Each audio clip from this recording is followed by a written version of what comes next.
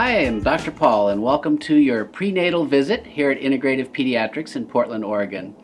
It's my pleasure to offer you the services of an integrative pediatrician where we look at regular medicine and integrate holistic approaches. I'm interested to know if you're having a boy or a girl. That's important because if you're having a boy, you need to think about circumcision. And I'm neutral on circumcision. There are studies out of Africa that there's less HIV transmission from circumcised men. In other words, if you are not circumcised, you may be more likely to transmit HIV. And old studies showed the same to be true of a few other diseases, but it's just statistical. I have 5 boys, 3 biologic, 2 adopted. None of them are circumcised. None of them have had any problems. And in fact, when I asked them, do you wish you were? Absolutely not is their response. So the fact that I am and they're not matters not. So that's the only issue on boy or girl. I am so excited that you're about to have a baby. This is the best time you could possibly have in your life. And so, enjoy the journey. It is the most wonderful thing you could possibly be doing. I'd like to ask you if you plan to breastfeed. I hope you will consider it.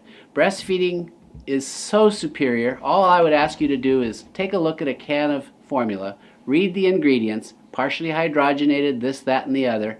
It's like being at McDonald's maybe. I don't think that's what you want for your child if you can avoid it. Obviously, if you can't avoid it, I will give you super recommendations on other videos about formulas, and you can do fine with that. But if you possibly can, try to breastfeed. Lactation specialists are huge help when it comes to problems with latch, if that happens to be the issue. Now, I've shown you my office, and you can go to my website, drpaul.md, and just take a look around. But I wanted you to see, if you'll look right down here, sort of my philosophy. First is treating your child as I would my own. Now, what this really means is sometimes in medicine we have approaches that are sort of mainstream, but it's a one-size-fits-all, and I might do something different for my own children. Well, that's exactly how I'm going to treat your children. Treat your child as I would my own, and if I'm going to veer from what's standard of care, I'm going to tell you this is what everybody else is doing, but here's how you might consider doing this. And I'll give you an example of that when we talk about immunizations. So the other thing I like to point out is we cover an individualized immunization schedule, which we'll talk about in a minute. My focus is to avoid antibiotics if at all possible. We have a CBC machine, so if your child's very sick, we can do a quick CBC and see if it looks viral or not. Now, maximizing nutrition is the key during your pregnancy. And I've got other videos that will talk about this, but really focus on this. Eat organic food, avoid fish, take your prenatal, take extra vitamin D, drink lots of water, get lots of rest, and try to keep your world as stress-free as possible. This is good for your pregnancy. Now, I'd like to share with you a few of our providers, and again, these are available on my website. I'm the owner. Dr. Olson joined us just this past year, a wonderful pediatrician with very similar philosophy. Dr. Squires has joined me this past couple years, very, very skilled and experienced when it comes to any kind of significant illness, and a huge help to our practice. Mallory is my full-time nurse practitioner, absolutely on board with my style. We've been practicing together since she got right out of training. I haven't had a single person ever have one complaint. Absolutely brilliant lady. And I have 2 other very experienced nurse practitioners, Kathy and Wendy, who've been with me for over 20 years, absolutely on board with how we do things. So we are a team of providers who have been doing integrative medicine together for the last 5 years here at Integrative Pediatrics, and in the case of my other nurse practitioners, over 20 years we've been working together.